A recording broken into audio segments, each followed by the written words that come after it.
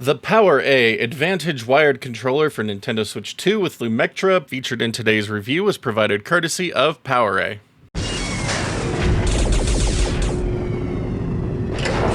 I like PowerA as a brand for getting lower cost controllers as secondary units to use in multiplayer sessions or as primary units for my kids. We've been rocking several Xbox and Switch variants for years and they continue to perform well. With the launch of the Switch 2, PowerA has begun releasing controllers built specifically for the platform, and the first one to hit my desk is the PowerA Advantage Wired Controller for Nintendo Switch 2 with Lumectra. While similar to other wired PowerA options, this wired RGB controller has been interesting to test. The PowerA Advantage Wired Controller for Switch 2 with Lumectra comes in a nice Switch-themed box with a depiction of the controller on the front. Key features are outlined, and it showcases the RGB nature of the controller well. Both sides of the box give us additional looks at the controller from different angles. On the back is a breakdown of more key highlights for the controller and its lighting effects. System compatibility is also noted. Opening the box, you will find the controller and a 10-foot USB cable. The Switch 2 PowerA Lumectra controller looks similar to other Nintendo PowerA offerings. The shell is a good size and provides a good grip with extra texturing along the back to prevent slipping. Fingers line up nicely with all inputs, ensuring comfort during play. The controller is incredibly light as it includes no built-in battery or rumble motors. It feels sturdy though, so I have no concerns over everyday wear and tear being an issue. The USB-C port on top also holds onto the included cord well. Face buttons are laid out in proper Nintendo fashion, and I like the flat tops in use here. Shoulder and trigger buttons are also properly labeled, but it is oddly faint. Both have a nice feel to press. The D-pad has a nice shape and decent rollability. As for the rear programmable buttons, they are a good size and easy to press. The one thing to note about every button on this controller though is that they are all very loud to use. This gives it a cheaper feel when combined with the lighter weight, as it just sounds hollow. The Hall effect thumbsticks are a highlight though, with good resistance on both sticks. Anti-friction rings are included to ensure smooth rotations. The caps in use are nice, with side grips and a flatter top providing a good feel. L3, R3 clicks work well, but like other buttons, they can be a bit loud during use. The additional function buttons typically found on Switch controllers are present, but moved into an interesting line along the bottom of the pad's face. I really like it, and it helps mitigate the plus and home mix-ups that can occur with other pads. The lighting effects of the controller are great to look at, and the ghost effect is pleasing when the lighting is disabled. You get several nice effects to choose from, and it's a plus that it can all be handled directly from the controller, thanks to the inclusion of a back LED button.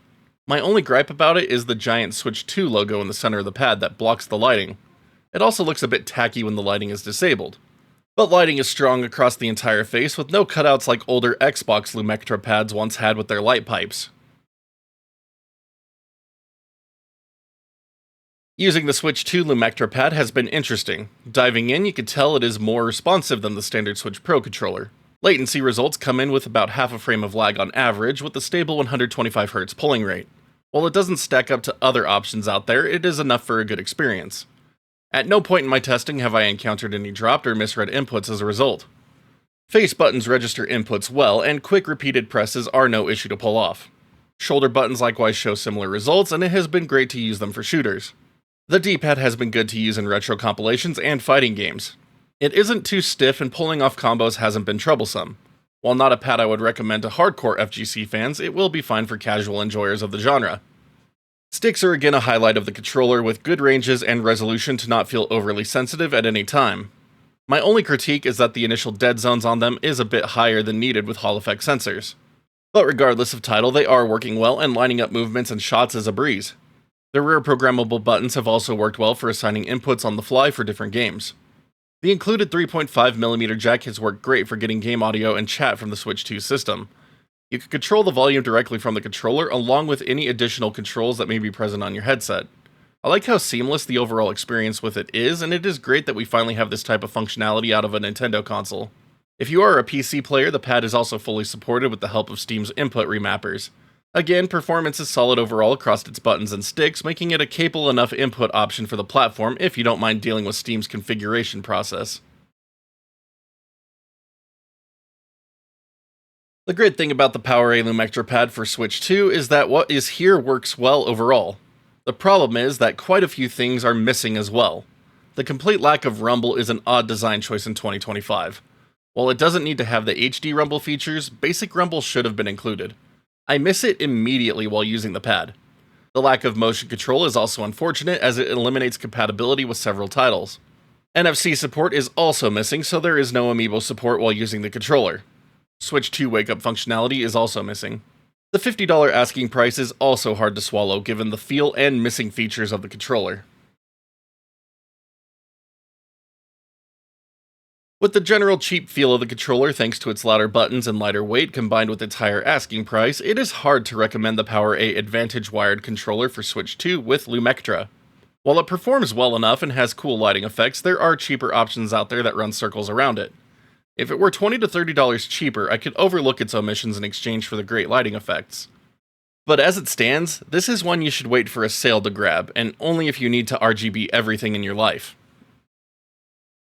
Thank you for making it to the end of today's review on the PowerA Advantage Wired Controller for Switch 2 with Lumectra. That is such a mouthful. But honestly, this is just a controller I'm really torn on because it is a solid enough performer, but it does feel a lot cheaper than a $50 asking price normally would, and it's definitely feels a lot cheaper than the other Lumectra controllers from PowerA that I've reviewed. This is a lot more hollow, just missing a lot of features that I wouldn't expect it to miss at this price point.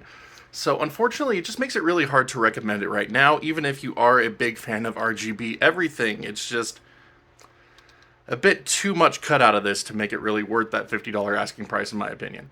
But again, if it goes on sale, 20, 30 bucks, like, sure, decent enough spare pad. Still missing all those features though, unfortunately.